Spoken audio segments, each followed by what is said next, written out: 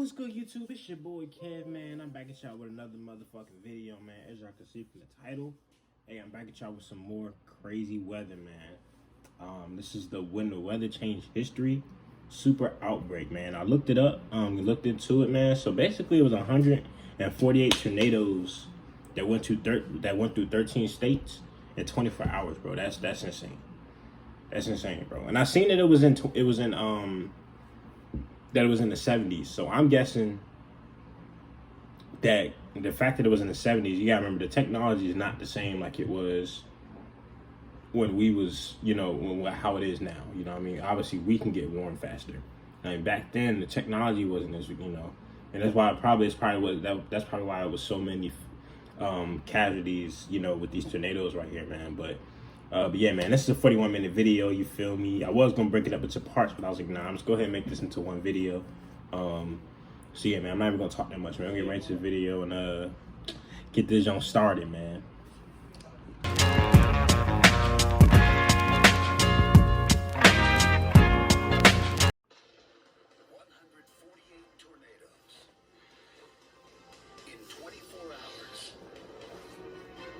Across 13 states and Canada. They ravaged neighborhoods. It looked like a bomb had gone off. Taking hundreds of lives. It was the scariest moment of my life. And injuring thousands more. It is a super outbreak that is unlike anything ever recorded. One that triggered a weather forecasting revolution. The super outbreak is the #1 event that would have an impact on the way we operate today. On this episode of When Weather Changed History, the shocking weather catastrophe known as the super outbreak, and how this monumental disaster gave rise to groundbreaking discoveries and new technologies to better foresee and track killer storms. The difference in technology between today and then is just off the charts.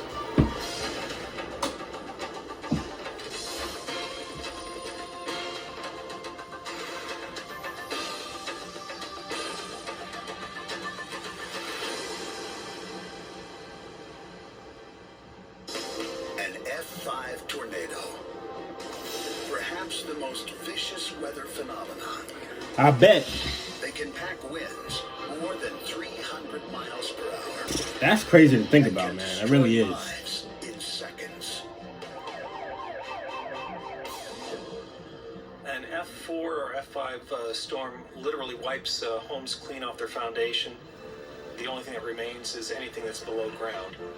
Should you find yourself in the path of an F5, the National Weather Service's recommendation is clear. Get underground. Under no circumstances should they try and outrun a tornado. The National Weather Service has 122 offices around the country, scanning the atmosphere for severe weather 24 hours a day. One tool, more than any other, powers their forecasting: advanced Doppler radar. It enables forecasters to see inside a storm and detect its potential for violence. So I got it. You can actually see winds within these thunderstorms, and that's what is so critical. So basically, it's comparing how it is now to back then, because back then the technology wasn't the same. So back then, probably by the time they warned people, the tornado was probably on the ground. To be honest, I mean, I could be wrong, but I feel like that's the case. I feel like they probably get talked to it deeper into this, but I guarantee you, by the time people found out back during that time, the tornado was probably already on the ground by the time people were even born. Years past.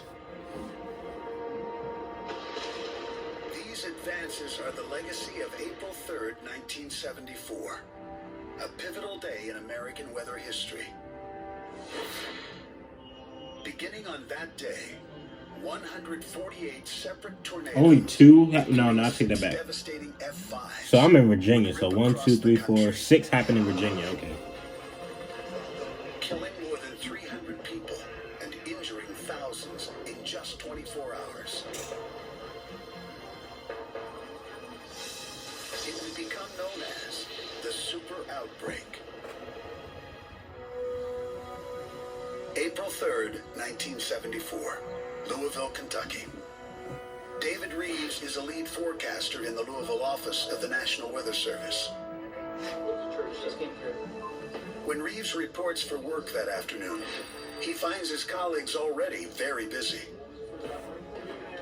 They were getting reports of west of here of what was going on out in West Kentucky. The weather over the past few days has been a turbulent mix of thunderstorms and tornadoes caused by a clash of air currents. There was a large low-pressure system off to the west. To the south was warm, moist air. To the north and northwest, cooler, drier air. On this day, the conditions for possible tornadoes are in place. You have to have strong winds aloft, and you have to have the instability. And in this case, we had massive proportions of both. Reeves and his colleagues know that the weather system swirling above the U.S. is unstable and dangerous. Their technology is among the best available at the time. Meteorologists can track storm movements, but they don't have the ability to see tornadoes forming. In 1974, the National Weather Service does have radar technology, but it's not the advanced radar we know today. Invented during World War II, the older technology is better suited for tracking solid objects, like enemy aircraft. It is not well equipped for tracking tornadoes. You have this round scope and you have this thing going around. It would put a yellow or greenish spot on, bright, just a light, a spot. You would just see a print, basically, of the storm that was out there. It kind of looked like a green blob. By keeping an eye on those green blobs, forecasters can track the position of the storm, but the meteorologists have to track the storm's movement by hand. So yeah, a little green blob ain't gonna tell you shit. And circle the spot on a radar and go back 15 minutes later, and we could calculate how far it moved, and we'd come up with some idea of the direction and speed of movement. But it was the best we had then. Although meteorologists can accurately forecast the severe weather, their limited radar does not see tornadoes inside the storms. And there is no way to measure a storm's severity or the potential for violent tornadoes. This will cause forecasters to underestimate the worst tornado outbreak in recorded history, which gets underway on the afternoon of April 3rd, 1974.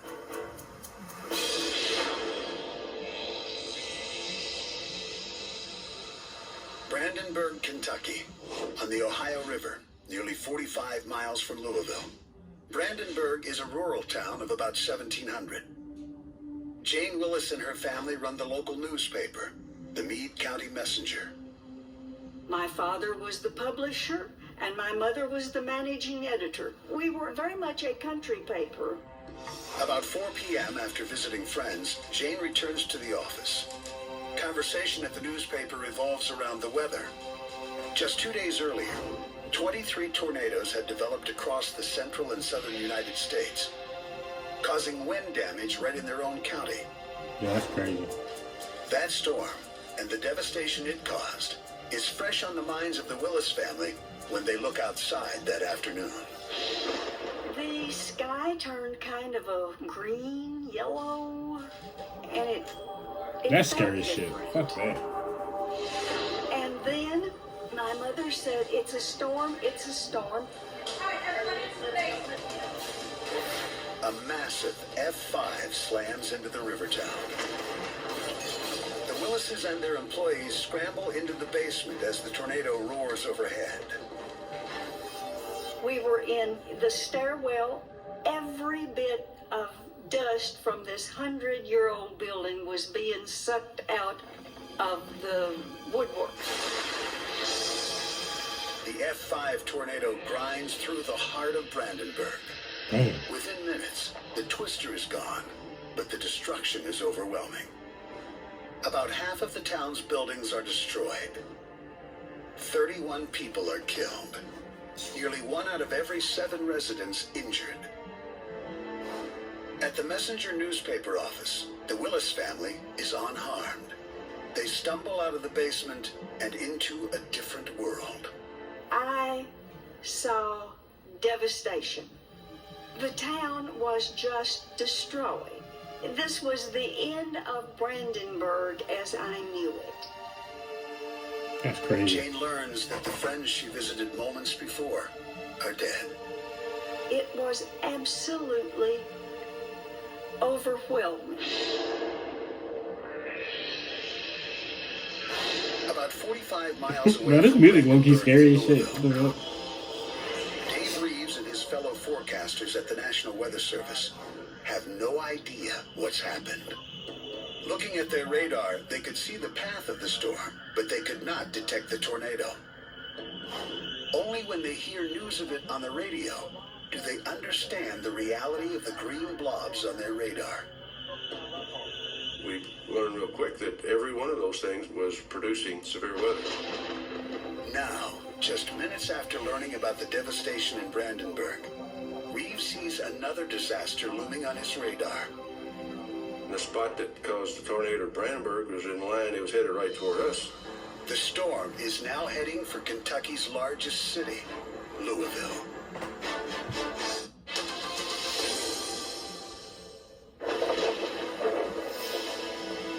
April 3rd, 1974.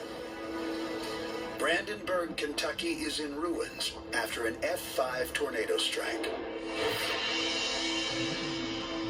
Nearly 45 miles away, in Louisville, National Weather Service meteorologist David Reeves couldn't see the tornado on his radar.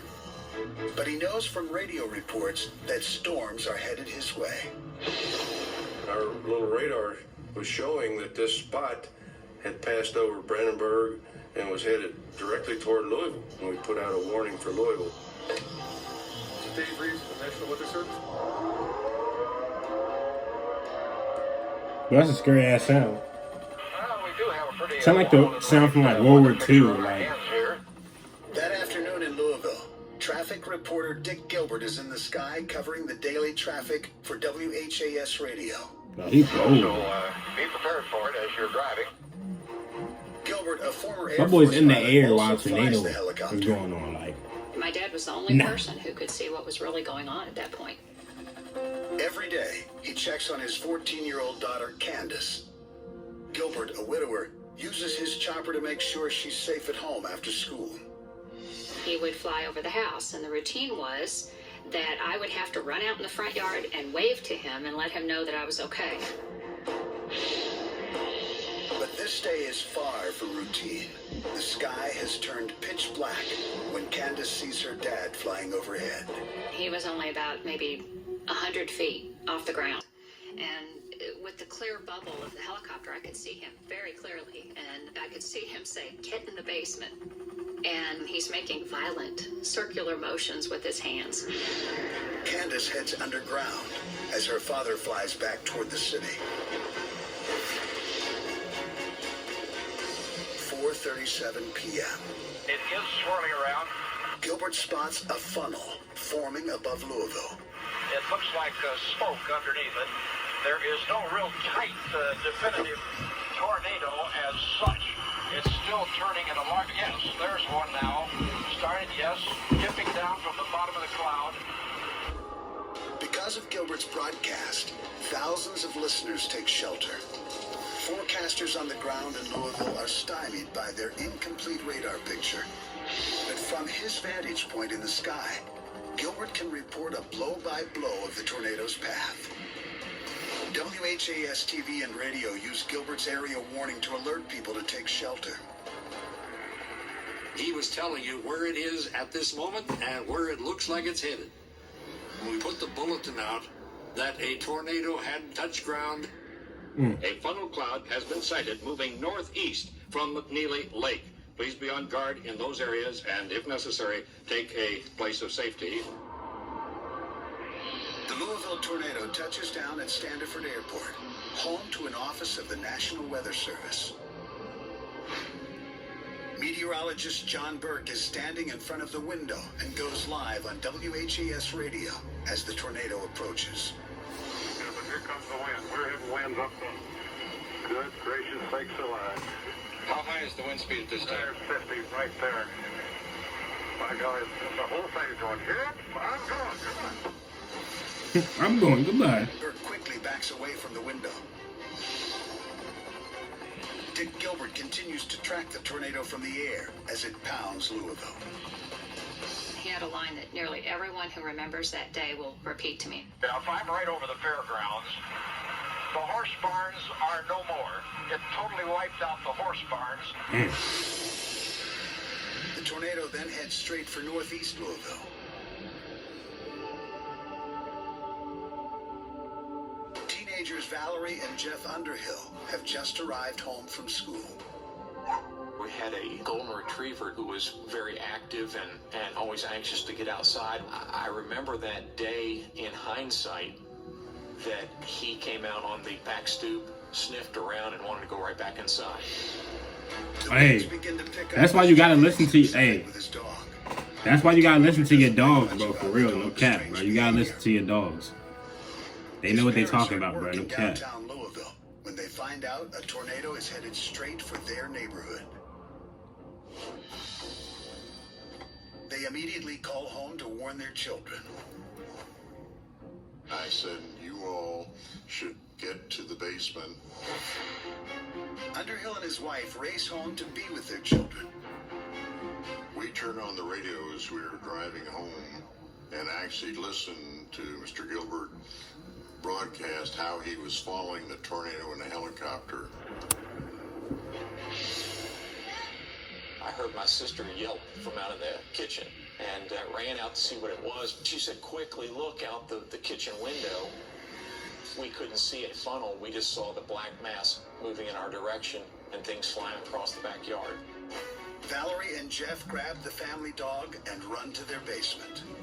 We went over underneath the pinball machine, and literally within a moment after crouching down in that area, it got very loud above us. We thought the house was going to come crashing down on us.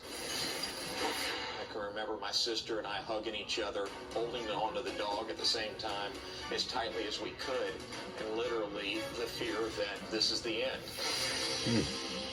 When George and Ann Underhill arrive home, they find their streets blocked off by debris, their neighborhood destroyed.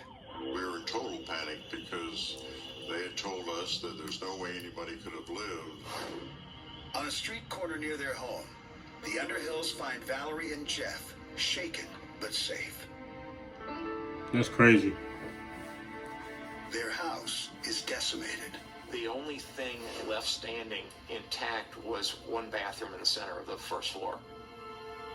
It's very emotional at times when I even think about it, to realize how close we had come to losing our children.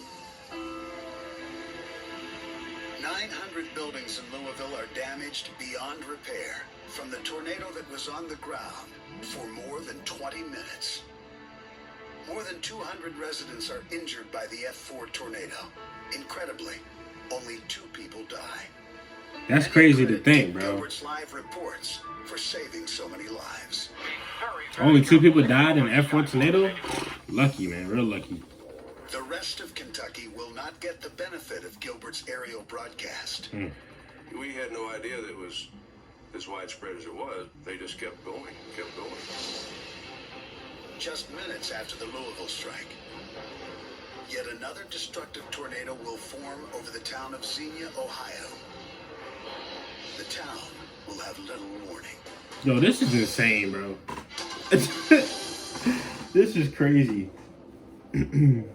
April 3rd, 1974. 2 powerful tornadoes have torn through Louisville and Brandenburg, Kentucky. And it's not over yet.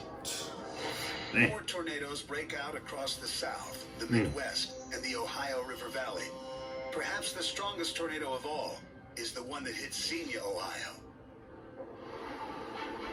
As it barrels into town, most residents are completely unaware. Like many other communities in 1974, Xenia, with a population of 25,000, doesn't have tornado sirens. Oh, shit. 17-year-old Maureen Clark is 7 weeks from graduation at Xenia High. By 4:30 p.m., classes are over. But Maureen is in the auditorium practicing for the school musical with 15 other students.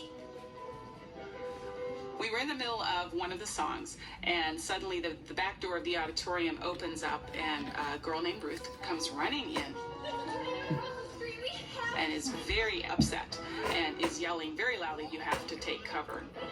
Maureen and the students run outside where they see the tornado grinding toward them.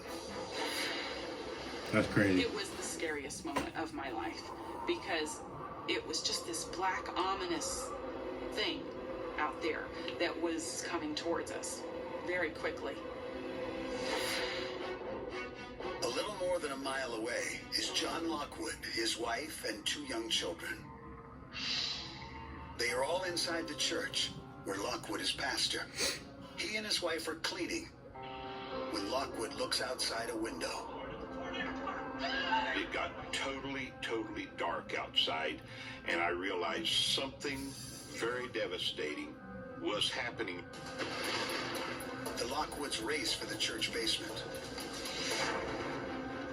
Back at Xenia High School, the students hunker down in the main hallway. I thought you had to get on your knees. There was some like, yelling because the other we're way. going to die, or we're going to die, this is unbelievable, and then it hit.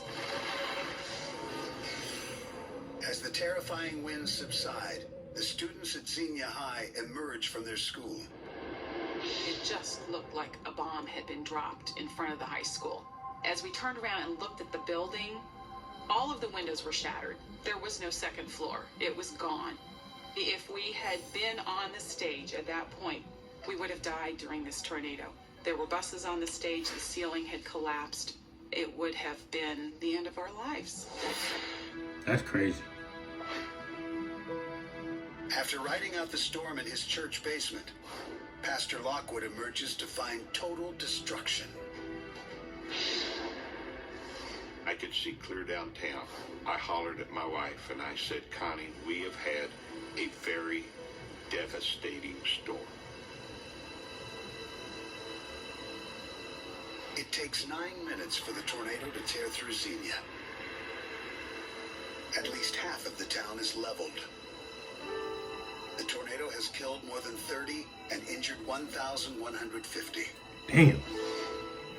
It is part of the worst tornado outbreak in U.S. history.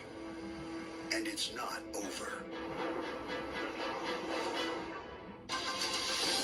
Shit is not over, man.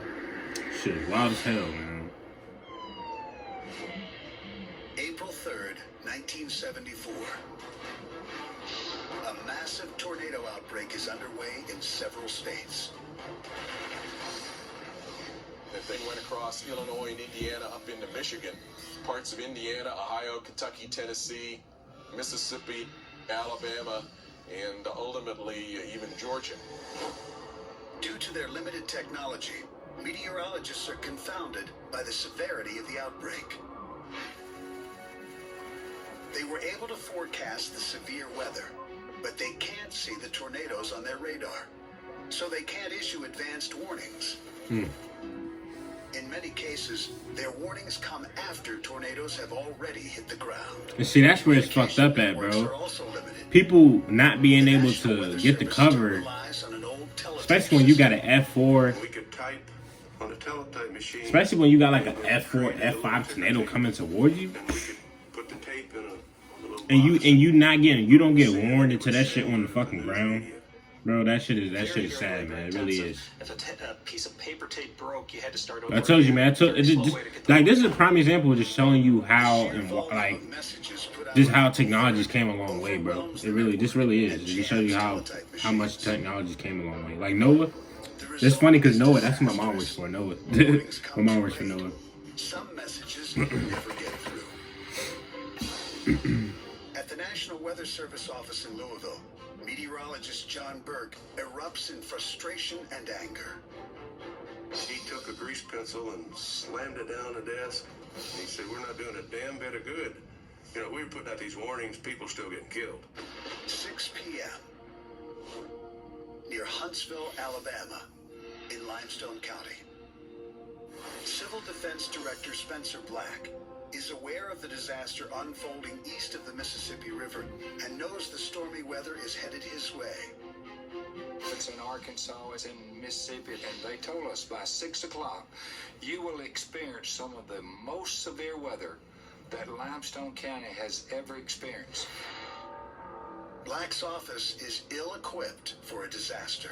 We had 2 radios, one with the county government and also one with the sheriff's department. That we didn't have anything. We were one of the poorest prepared counties in the state. Limestone County has no tornado sirens. 7:05 p.m. A tornado begins to tear through the Alabama countryside.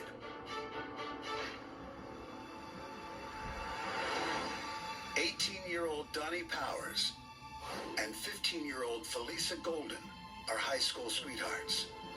They are in Donnie's Mustang. Remember them days. On a rural road when the tornado bears down. I could see clouds forming, and I started getting scared. And I noticed Felisa, she went totally silent. She wouldn't say anything.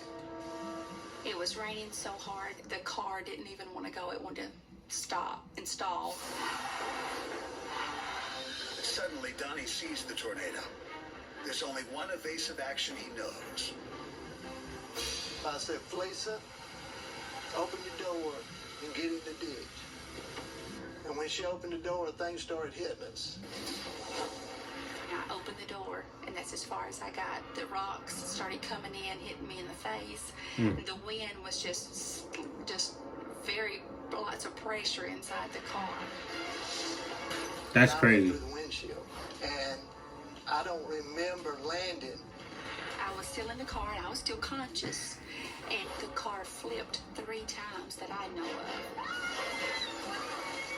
I was very scared that I would not make it out of it. A short while later, strangers see Felisa badly injured on the side of the road. Someone else finds Donnie in a nearby field. They are taken separately to the hospital. This is crazy. The tornado will carve an 85-mile path through Alabama and into Tennessee. A short while later, a second tornado bears down, and for nearly 20 miles, follows almost the same path as the first. The 2 tornadoes destroy or damage more than 1,000 buildings and 200 mobile homes. They also kill 55 people and injure more than 400. Limestone County had back-to-back tornadoes that hit the same community twice within an hour period. Supercell thunderstorms within the same line that wound up crossing almost the exact same path. Damn. That night, Felisa and Donnie see each other in the hospital. He didn't recognize me, and I just had this blank look on his face, and it kind of scared me. 2 days later, Donnie begins to regain his memory. And I started remembering, hey, Felisa was with me. And that's when I asked about Felisa. How was Felisa? Every day for the next 7 weeks, Donnie visits Felisa in the hospital. The experience brings them closer together. I bet, man. When you go through something like that, man, it will bring you back, bring you to like closer to a person. That we wanted to get married and start our life, and we did. In all, 10 tornadoes tear through Alabama on April 3rd, causing more than $50 million in damages. The final death toll in Alabama, 86, with nearly 1,000 people injured. It was the worst by far and has been since that date. Within the space of 5 hours, 6 I mean, cause like, tornadoes have struck even now though, like, oh wait a minute. I'm not gonna lie, like even now, like how do you really prepare for a tornado besides like getting underground? Like there's really nothing else you can really do to prepare for a tornado. You know what I mean? Because like if you get caught overground, I mean not underground, especially like in an F4, F5 tornado, that's damn near unsurvivable. You know what I mean? So it's like, I don't know, even with the technology, you know what I mean? It's Mother Nature at the end of the day, you know what I mean? Like, ain't nothing you can do about it than Mother Nature. That tornadoes can strike metropolitan cities. We now know it's really was just the fluke of the rareness of tornadoes, that they can really strike anywhere they feel like it when the I'm about to say tornadoes can really strike anywhere. People think they only happen like in flatland areas or like Great Plains or like places like that. No, but like tornadoes can strike anywhere, cities, anywhere. That's the worst place for it to strike, but it can happen. People thought that it was better to open windows because of a trapped higher pressure that was inside the house, and then when the tornado's low pressure went over, houses exploded outward. But as the outbreak showed all too well, homes are destroyed not by a change in air pressure, but by high winds. Instead of opening windows, people should immediately seek shelter. Okay. The next day, April 4th, 1974, Americans wake up to news of one of the worst tornado disasters in U.S. history. In just 24 hours, an outbreak of 148 tornadoes in 13 states had carved a path of destruction totaling What's the more red? than 2,500 miles. More than 300 were killed. About 5,500 people injured. This was a pretty much 5,500. unprecedented That's crazy. for the public and for You know the what, 300 meteorologists who died. had to deal with it. As tornado outbreaks go, this is as bad as they get. The prospect of rebuilding is daunting. It was a mind-boggling disaster, and I thought, how are we going to get back to where we were? And how long is it going to take? For the forecasting community and tornado scientists, the aftermath of the outbreak is painful. If we had a better radar, we could probably have done a better job. Better radar could have saved lives. This outbreak will change that and trigger a revolution in forecasting. The super outbreak is the #1 event that would have an impact on the way we operate today. This probably even better now. I mean, we're in 2021, right? April 1974. After the tornado super outbreak, scientists, forecasters, and the government vowed to overhaul the way tornadoes are predicted and tracked. Ted Fujita, a well-known weather scientist, launches a comprehensive effort to understand what happened in the outbreak. The Weather Channel's severe weather expert, Greg Forbes, was a graduate student on Fujita's tornado research team. They were busily mapping their strategy the day after the outbreak. We spent April 4th trying to collect as much information as we could, getting maps, buying film, arranging for renting aircraft. April 5th. From the air, the teams inspect the giant land scars created by the tornadoes.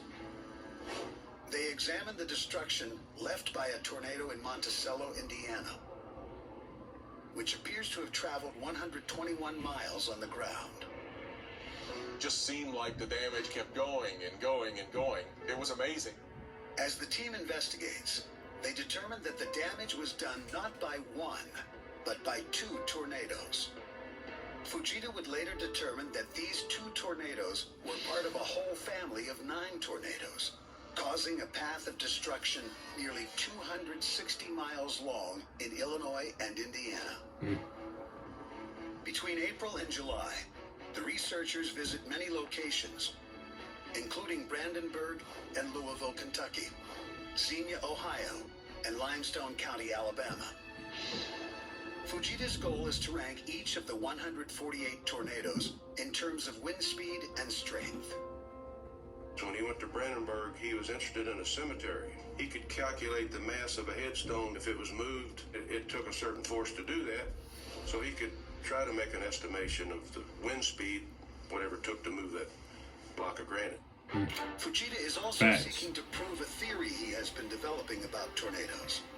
He believes that instead of containing one funnel, tornadoes consist of multiple vortices. While proving the theory, Fujita and Forbes benefit from the use of a new technology, personal movie cameras. Citizens document the disasters as they unfold and share the images with scientists. They were flooded with all these pictures of the actual storms moving. There's several little vortexes, funnels rotating around. and they caught all this on video. One movie in particular, of Xenia, Ohio, was taken by a 16-year-old, Bruce Boyd. He filmed the tornado as it was just beginning to carve a 32-mile path through the heart of his hometown. Frame by frame, Fujita studies the film and can see it had multiple vortices. It showed a very, very tiny suction vortex within it revolving about the tornadoes. We certainly saw evidence of these suction vortices in most of the tornadoes. Fujita's discoveries are revolutionary. His research brings about the development of new technology and communication systems. These developments lead to faster ways to predict tornadoes and ultimately save lives. Fujita's research That's all you want, man. also serves as a springboard for the F scale, which links damage and wind speed. As weather science evolves, his scale is revised in 2007 to better reflect a tornado's destructive power. But there is no question that without his research, there might not be a system at all. Over the next decade, old radar technology is phased out. By the mid-1980s, the National Weather Service implements a newer radar system nationwide called Doppler. You can actually see winds within these thunderstorms, and that's what is so critical in order to be able to tell if, say, there's going to be damaging winds or if a tornado is forming within the storms. This is a dish that sends out a signal, a very large signal, into a thunderstorm, and then it bounces back. The thunderstorm will actually bounce back a portion of that signal. That's what allows us to actually see the intensity of the rainfall, and this is the key thing, seeing the actual speed and motion of the storm particles within the thunderstorm. Today, there's a new generation of radar. NEXRAD is a national network of 153 high-resolution Doppler weather radars. A lot of motherfuckers in Texas. Goddamn. Well, the radars that we're seeing here today are off the scale compared to what we could see back in the 70s. I can zoom into a particular storm quite easily, and then I can get up close and personal with a particular storm. You couldn't do that back then. That's a circulation within the thunderstorm. That's indicative that that thunderstorm is producing damaging winds and likely producing a tornado. That's the kind of thing that we look for to issue warnings. That's the kind of thing that did not exist years ago. The super tornado outbreak not only exposes radar deficiencies, but communication failures as well. In 1974, weather radio transmission is extremely limited.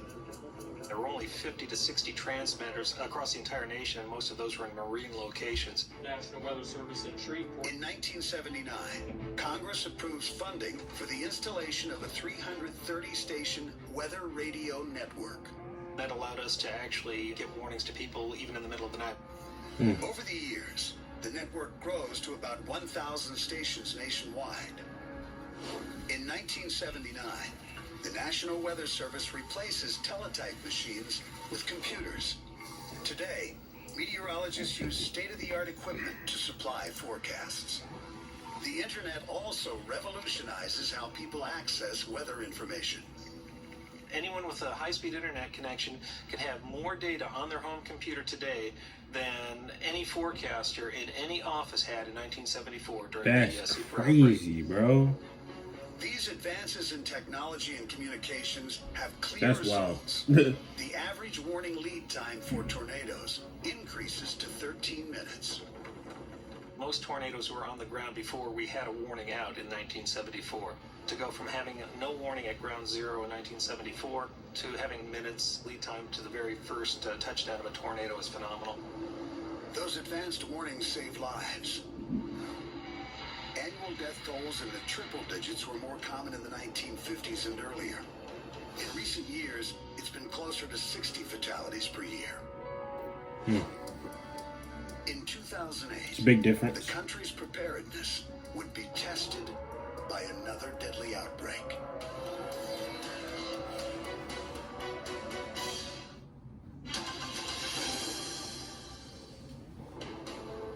In 2008, a deadly tornado outbreak hits the U.S.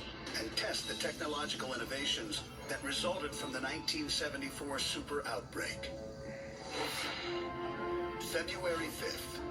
It is presidential primary day in much of the country. That afternoon, multiple tornadoes hit Arkansas, Tennessee, and the Mississippi River Valley. It's known as the Super Tuesday outbreak. There were numerous tornadoes that day. 87 tornadoes break out. At least 57 people are killed, hundreds injured.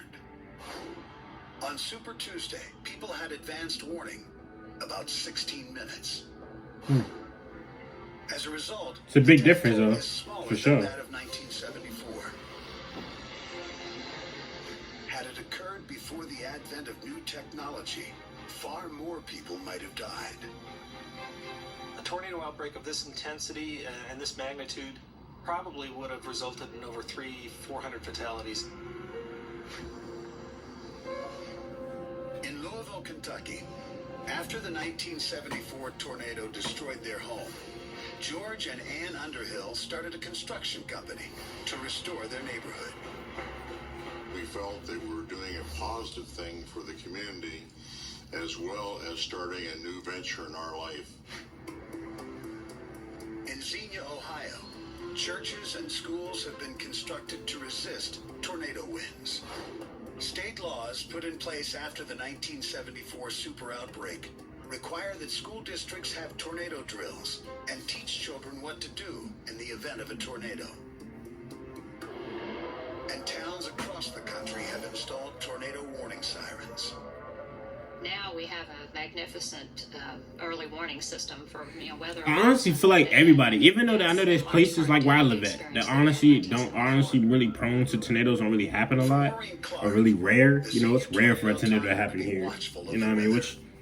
You know what I mean? So it's like, but I feel like everywhere should have tornado sirens. Honestly, though, like, because you never know. You really never know. Like, In Alabama, Spencer Black, like I'm sitting here right now making a video. Limestone County has tornado Thunderstorm can brew up anytime, you know what I mean? You could be sleeping middle of the night and a fucking tornado warning could go on, you know what I mean? So it's like, you never know, you know what I mean?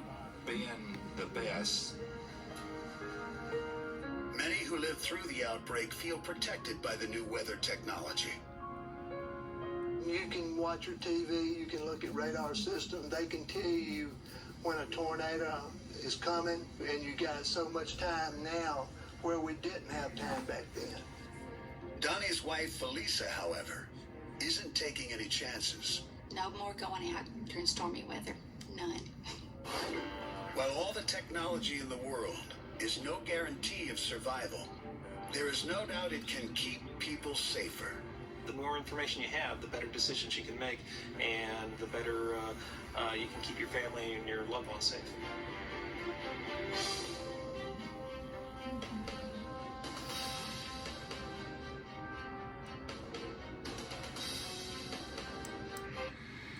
Hey man, so there you have it, man. I'm not even gonna lie, man. That really opened my eyes. That really made me understand. Yeah, that really made me understand, it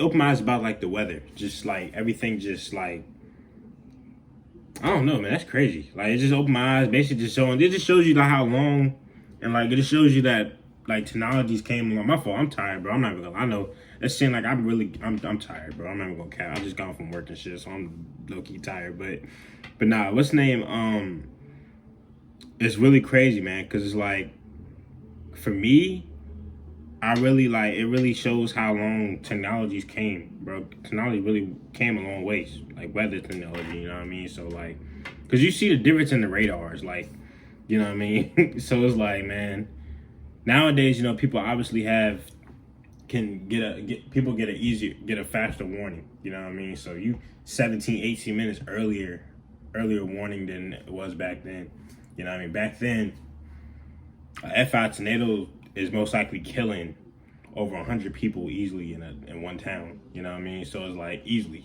killing over 100 people. Now, that number is probably gonna go down to maybe 30 in one town, maybe 30, you know what I mean? 30 at the most. People still dying, you know what I mean? Because at the end of the day, it's Mother Nature. Like, warning you is one thing, but but actually taking on Mother Nature is a different thing, you know what I mean? 'Cause sometimes you can get warned all you want, but that doesn't mean that's guaranteed that doesn't mean I guarantee you that you're still gonna be alive after that. You know what I mean? Especially because of how powerful these tornadoes can be, man. To me, I think that's the most. For me, I think that's the most, like, the worst natural disaster out of any natural disaster, tornado. For me, it's a tornado. Then you got hurricanes, and then I'll probably say tsunamis. Technically, it's just. I guess you can kind of put tsunami and hurricane in the same category. Not really. So hurricanes, you get flooding and you get high winds. That's crazy. But in tsunami, you just get really big waves. But I don't know. I guess to me, I kind of put it in the same category. And then you got earthquakes. You know what I mean? So it's like, yeah, you got different things, bro. And there's another one. I was looking at videos, looked up videos. There's another one called a derecho that I seen that happened. Actually happened recently, like 2020. That I wanted to look at. But yeah, man. So I finally, and actually somebody actually requested for me to watch this, man, when weather changed history, you know what I mean? Somebody requested for me to react to this, and yeah, man. Finally had to get that video out. Next we about to get into these Tornado Alley videos, man. I'm probably gonna start off with Tuscaloosa first, most likely. So yeah, man, y'all stay tuned for that. That's coming soon. Most likely tomorrow. I'll probably getting into that tomorrow. So y'all stay tuned for that, man. And I'll see y'all next video. Peace.